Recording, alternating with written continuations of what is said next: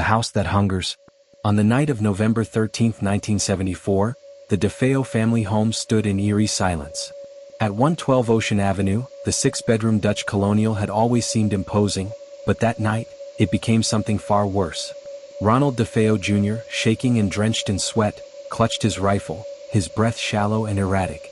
The whispers had been with him for weeks, soft murmurs from the walls, voices curling around his ears as he slept. Tonight they screamed. And them.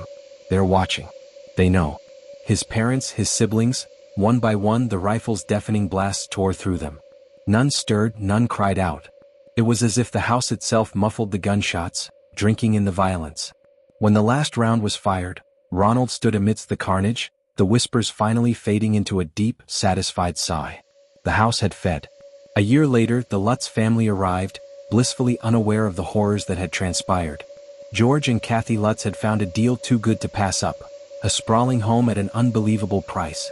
Their children, Daniel, Christopher, and Melissa, explored the rooms with delight, their laughter chasing away the gloom that had settled in the house's bones. But not for long. It began with small things. The front door, locked at night, found swinging open by morning. Cold spots formed in the halls, breath visible even with the heat running. The children whispered of shadows shifting in corners, of a voice that murmured their names when no one else was around. Then the basement door refused to stay shut. One evening, George discovered a hidden panel in the basement wall, behind rotted shelves. The air beyond it was thick, soured, ancient. Inside, a small room lay in waiting, its walls covered in cryptic carvings, symbols that seemed to pulse and writhe in the dim light. A deep stain, black as tar, marred the stone floor. Something had been here before the house, before them all. That night, the voices returned. You see now. You know. George began to change. He awoke at 3:15 a.m. every night, drenched in sweat, heart hammering. The whispers slithered into his mind, planting dark seeds. He stood over Kathy as she slept, a deep rage twisting inside him. His reflection in the bathroom mirror lingered too long, grinning when he did not. The axe from the shed felt good in his grip. The house demanded more. The walls swelled and pulsed as if filled with something living, something waiting. Doors slammed on their own, windows shattered inward, claw marks appearing along the walls, marks too large to be made by human hands. The children screamed of the man with red eyes standing at their doorframes, watching, waiting. On the final night, the house woke fully. The basement door wrenched open, a violent wind tearing through the home. Shadows crawled along the walls, whispering, screaming. Kathy clutched the children, dragging them to the front door, but it would not open. George stood in the hallway, the axe in his hand, his breath fogging in the freezing air. His lips parted, but it was not his voice that spoke. Stay. Kathy shrieked as unseen hands gripped her ankles, pulling her backward. The children wailed as the walls bulged, unseen mouths opening, hungry. The air reeked of decay, of something impossibly old. George's grip on the axe wavered. His eyes flickered with something human, something resisting. With a roar, he lunged for Kathy, yanking her free. The moment shattered. The walls convulsed, shrieking in fury. The front door burst open, the family spilling onto the frozen lawn as the house exhaled a final, furious breath. They never returned. Months later, the house stood silent once more. A for-sale sign sat crooked in the yard. The basement door remained open, the carvings untouched, the black stain pulsing in the dim light. Waiting. Hungry. Years passed and the house lay dormant, waiting. New owners came and went, never lasting long. Stories spread through the neighborhood, of children waking up covered in scratches, of pets refusing to enter the home, of objects shifting when no one was looking. One family lasted barely 2 weeks before vanishing overnight, their belongings left behind in eerie abandonment. Then came the paranormal investigators. A team of researchers, armed with cameras, recording devices, and electromagnetic sensors, sought to uncover the truth. They spent one night inside, the footage never fully explained. What little remained showed shadowy figures flickering just out of view, murmurs too low to make out, and in the final seconds, the lead investigator staring into the camera, eyes wide with horror, whispering, "It sees me. It knows. We're not alone." The footage cut to static. Months later, another family moved in. A young couple, eager to start fresh, dismissing the rumors as superstition. Their first night was quiet. Their second, restless. By the third, they heard it, the whispering. The house had chosen them. On the fourth night, the neighbors awoke to the sound of screaming. The front door stood ajar, the interior drenched in shadow. The couple was gone. No trace, no sign of struggle, only the axe from the shed resting in the living room, its blade slick with something dark. The house stood silent once more, watching, waiting. Its hunger never ceased. It would always call for more. And somewhere in the dark, the whispers began again. If you thought that was scary, wait until you hear this next story. Come home. We are waiting. The Devil's Mark, the possession of Roland Doe. The first sign was the scratching. It started as a faint skittering behind the walls of the Doe family home in Maryland, an almost rodent-like chittering that grew louder each night. Then came the rhythmic tapping, impossibly deliberate, as though something unseen was trying to communicate. Roland, a quiet, intelligent 14-year-old, dismissed it at first. But then the sounds moved closer. They crept into his room, circling his bed, whispering to him in a language he did not understand. Then the furniture moved. Chairs scraped across the floor of their own accord, the bed trembled violently in the dead of night, and heavy dressers toppled over without reason. Roland's mother, Julia, watched in horror as her son's body jerked in his sleep, unseen hands yanking at his limbs. The scratches came next, thin red welts that appeared on his arms and back, some forming letters, others entire words. Latin words. At first, the family turned to doctors. Psychiatrists diagnosed Roland with sleep paralysis, with hysteria, with anything that might explain the horrors that unfolded before their eyes. But no medication, no treatment could stop it. And Roland was changing.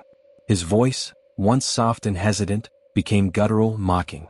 At times, his eyes rolled back into his head, his mouth forming phrases in ancient tongues he had never learned. It was Father Hughes who first suggested exorcism. The priest entered the home with holy water, a Bible, and skepticism. But the moment he stepped inside, the air thickened. The walls seemed to breathe, bulging outward as if something were trapped within them, desperate to escape. As he began to pray over Roland, the boy convulsed violently, his skin stretching taut as though something inside him was trying to claw its way out. A guttural voice issued from his lips, mocking the priest in perfect Latin. Non potes me expellere. You cannot expel me. The first exorcism failed.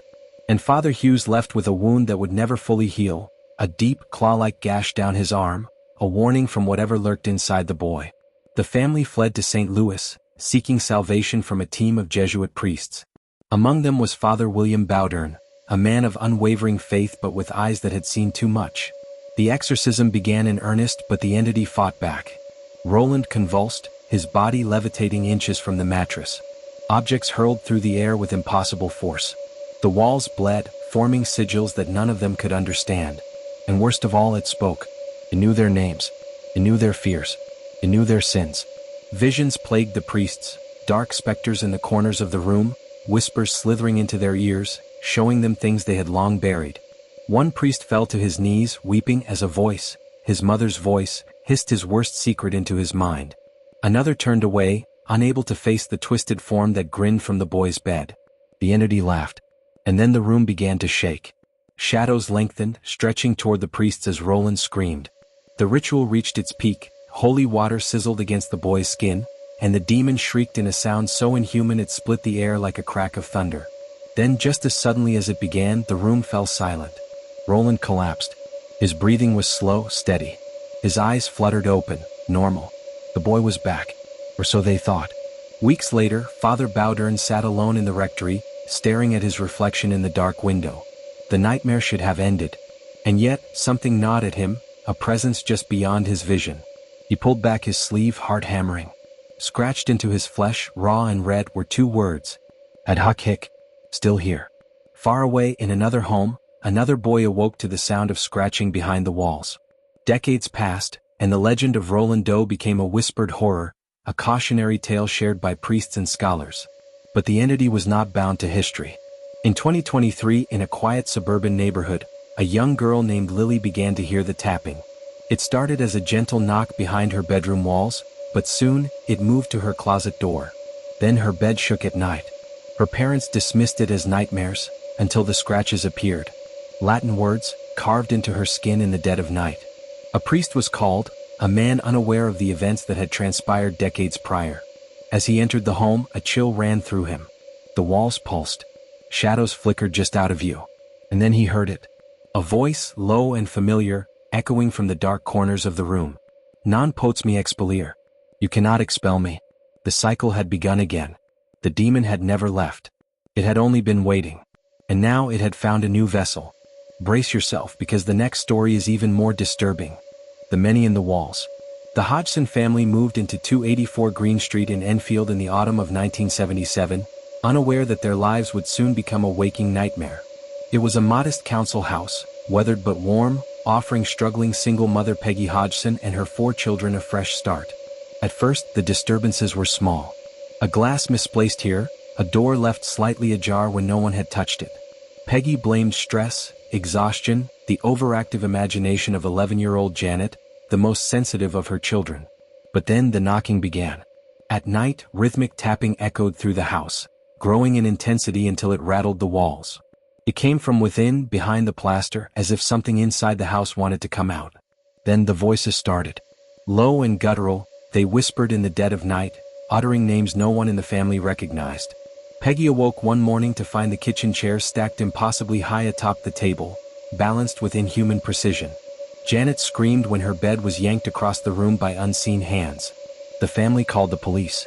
The officers arrived skeptical, but their doubt turned to horror when they watched a heavy armchair slide unassisted across the floor. They left quickly, refusing to return. The haunting escalated. Furniture dragged itself across the house. Doors slammed violently, and Janet changed. She spoke in a rasping, cruel voice, not hers but something older, something furious. She described the deaths of strangers, whispered secrets buried with the dead. Her once bright eyes darkened, sunken and hollow. A local priest arrived but never stepped inside. He froze at the front door, choking, his face twisted in agony as an unseen force gripped his throat. He gasped for breath and fled, muttering a prayer under his breath as he vanished into the night. Investigators came next, journalists, skeptics, paranormal experts. Some hoped to debunk the case, others to document the supernatural. But they all left shaken. They saw Janet levitate above her bed, her body stiff as a corpse. They heard the deep, guttural voices speaking from her lips even as her mouth remained shut. They watched claw marks appear on the walls overnight, forming words in a language none of them understood. The eldest Hodgson's son set up a tape recorder in Janet's room, hoping to capture evidence. What he caught was worse than he could have imagined. A chorus of voices overlapping, laughing. Not just one entity but many. Whispering, chanting. Then a phrase, not just one. We are many. The house became a war zone. The walls trembled, the floors quaked, objects flew with lethal force. And something lingered at the end of the hallway, a tall, thin figure, its head tilted at an unnatural angle, watching. On the final night, Janet's body contorted, her limbs bending as though she were a puppet on invisible strings. The house shuddered violently as an unseen force revealed itself, a shadow too large to be human, eyes gleaming from within the walls. Then silence. The family fled, abandoning the house, hoping to leave the nightmare behind. But nightmares don't end so easily. Years later, new tenants moved in, laughing at the old ghost stories. But in the dead of night they heard it too, the knocking inside the walls. The laughter in the dark. And the voice that whispered, "Welcome back."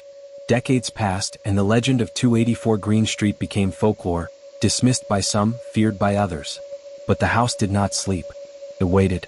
In 2023, the Mitchell family arrived, eager for a fresh start. The mother, Sarah, had heard the rumors but dismissed them as sensationalized nonsense.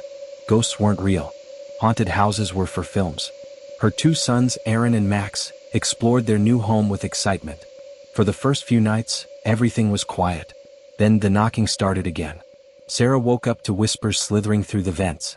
Aaron complained of a cold hand touching his shoulder in the night. Max spoke to something in the corner of his room, his conversations growing longer, his laughter more hollow. The whispers grew clearer. "Let us in." One night, Sarah found Aaron sitting in the kitchen in complete darkness. When she called to him, he turned his head too slowly, his eyes not his own. "It's not just one," he murmured. "They are many." The house came alive again. Shadows stretched across the walls. Doors locked themselves.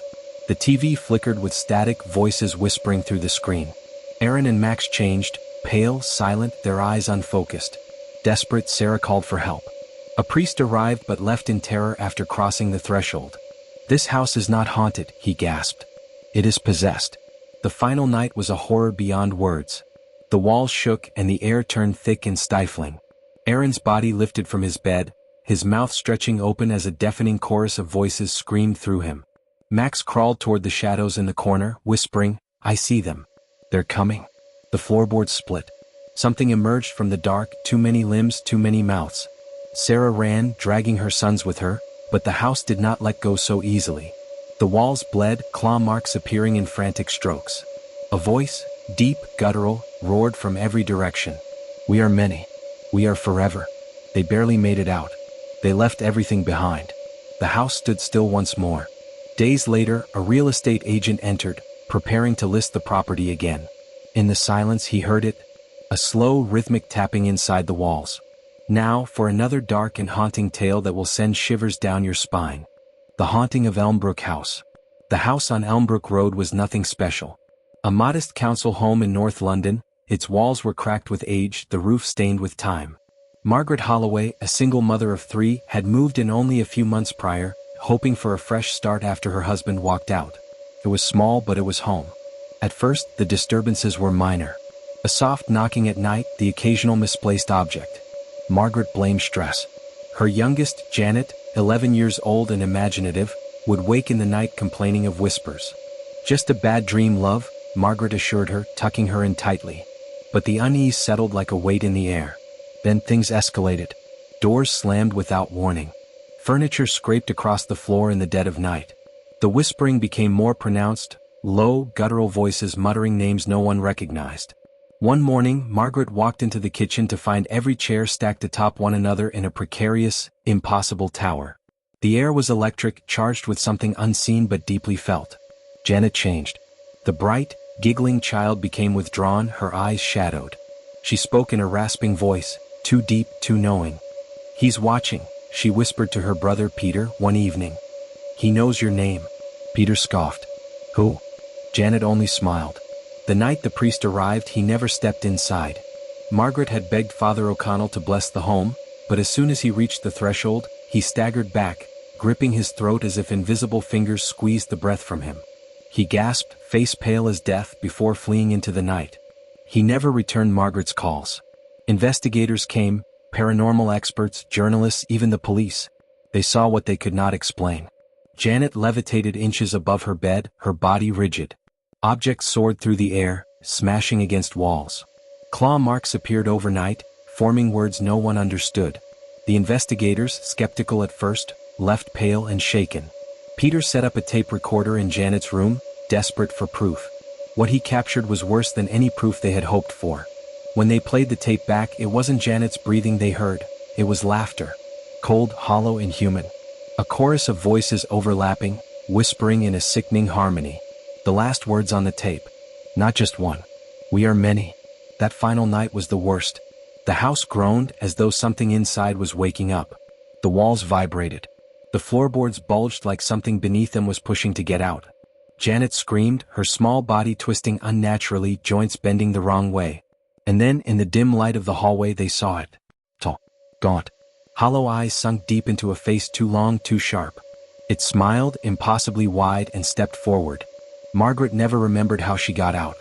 Only that she ran, dragging her children with her, as the house roared behind them. Neighbors later claimed they heard something, a terrible, shrieking laughter carried on the wind. Elmbrook House stood empty for years. And then new tenants moved in. A family, unsuspecting, lured by the cheap rent. They didn't know the history. But in the dead of night, they heard it too, the knocking, the laughter, and the voice that whispered from the dark. "Welcome back." Years passed, but the Holloways never spoke of Elmbrook House. Margaret worked long hours to keep their new home, far from North London. The children grew, the memories faded, except for Janet. She felt it still, in the shadows of her room, in the silence before sleep. A presence that never left. On the night of Janet's 18th birthday, she awoke in the dead of night. Her room was cold, unnaturally so. She turned to switch on her bedside lamp, but the bulb flickered and died. Then she heard it, 3 soft knocks against her wardrobe. She held her breath. The air felt thick, pressing against her skin like unseen hands. Another knock. And then, a whisper so close it felt like it was inside her head. "We never left." Janet screamed. Margaret burst into the room, Peter at her heels. They found Janet curled in the corner, shaking. The wardrobe door was ajar. Inside, scrawled in jagged claw marks, was a single word, "Ours?" From that night on, Janet was never the same. Shadows moved when no one was near. Objects disappeared, only to reappear in strange places.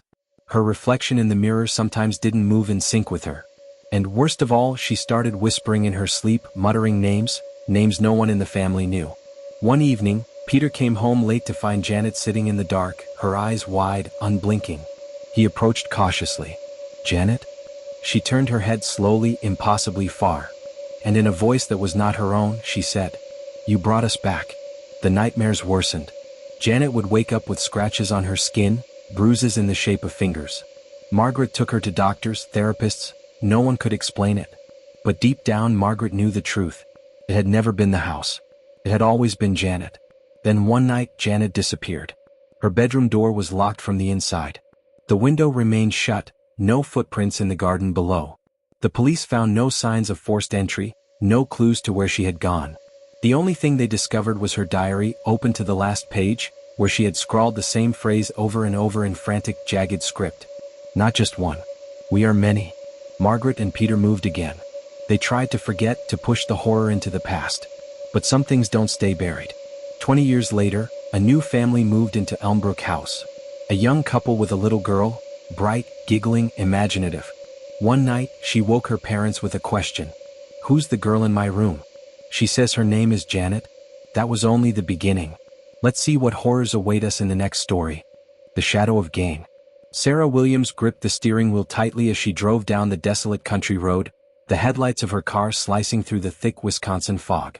The town of Plainfield had a reputation, whispered in hushed voices, of the horrors that had once unfolded within its borders.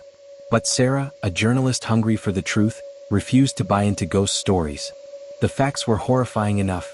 Ed Gein, the mild-mannered loner with a penchant for the grotesque, had forever stained this town's history with his unspeakable crimes. 2 women had gone missing in the past 3 months, their last known whereabouts placing them near the Gein farmhouse. Local authorities dismissed it as a coincidence, but Sarah wasn't convinced. There were too many eerie similarities, too many unanswered questions. The house loomed ahead, barely visible through the fog, an oppressive silhouette against the darkened sky. The wooden structure had rotted over the years, its frame sagging, its windows like vacant eyes. She stepped out of her car, the gravel crunching underfoot, and stared at the decaying monument of horror. Inside, the air was thick with the scent of mildew and something worse, something rancid, lingering. Dust floated lazily in the air, disturbed only by Sarah's cautious movements. The walls were lined with tattered newspapers, faded photographs, and yellowed pages from anatomy books. But it was the furniture that sent a shiver down her spine. Lampshades crafted from human skin, chairs adorned with grisly remains, and a collection of masks, horrific leather masks, stitched together from stolen flesh. Her breath hitched when she noticed a particularly grotesque mask on the far wall. Its features were distorted, the stitches crude and uneven. The eyes, vacant, empty sockets, seemed to watch her. Then she heard it. A creaking sound from the floor above. Sarah's journalistic skepticism faltered. The house had been abandoned for decades, hadn't it? She swallowed her fear and pressed forward, drawn to the basement door at the end of the hallway. The rusted handle was cold under her touch, and the door groaned as she forced it open. The stench of rot billowed out, choking her senses. Descending the rickety wooden steps, she shone her flashlight into the darkness. What she saw made her stomach lurch. Photographs. Hundreds of them. Tacked haphazardly to the walls, piled on wooden tables, strewn across the dirt-covered floor. Images of women, mutilated, dismembered, posed like grotesque dolls. Some of them were faded, dating back to the time of Gein's arrest. Others looked disturbingly fresh. Sarah's pulse pounded in her ears as she turned, her flashlight shaking. Then she saw it, another mask sitting atop a headless mannequin. But this one wasn't old. The flesh was still supple, the blood still fresh. A whisper slithered through the silence. "You shouldn't have come." The breath left her lungs in a strangled gasp. Spinning around, she saw nothing but darkness. Yet the air had shifted, thick with an unseen presence. The shadows themselves seemed to move, closing in. Panic surged through her. She bolted up the stairs, her vision swimming. The walls warped around her, distorting reality. The house was alive, Gein's twisted legacy breathing within its bones. As she reached the door, a force yanked her back. Fingers, cold, unnatural, grasped at her wrist. She screamed, wrenching free, slamming through the doorway into the night. She didn't stop running until she reached her car, hands fumbling with the keys as something moved in the darkness behind her. As she drove away, she glanced in the rearview mirror, her breath ragged. The house stood in the distance, its windows dark, lifeless. But in the reflection, a pair of hollow eyes stared back at her. And somewhere, deep within the bones of the house, the whispers continued. Ed Gein was gone. But his work was never finished. The nightmare didn't end that night. Sarah returned home to Milwaukee, but something had followed her. Shadows lingered at the corners of her apartment, unseen hands brushed against her in the dark. She awoke to the sound of creaking floorboards only to find nothing there. One morning she found a photograph slipped beneath her door. It was old, sepia-toned, its edges curled. A woman's face stared back at her, her mouth frozen in an eternal scream. Sarah turned it over with trembling fingers. Scrawled in crude black ink were the words, "We remember." She barely had time to react before her phone rang. Hesitantly she answered. The line was filled with static, but beneath it she could hear breathing, ragged, wet. Then the voice came, low and guttural. "You shouldn't have come." The call disconnected. Sarah didn't sleep that night, nor the next. The shadows in her apartment grew darker, deeper. Every time she turned on a light, she saw glimpses of something just beyond her vision. Stitched leather, hollow eyes, watching.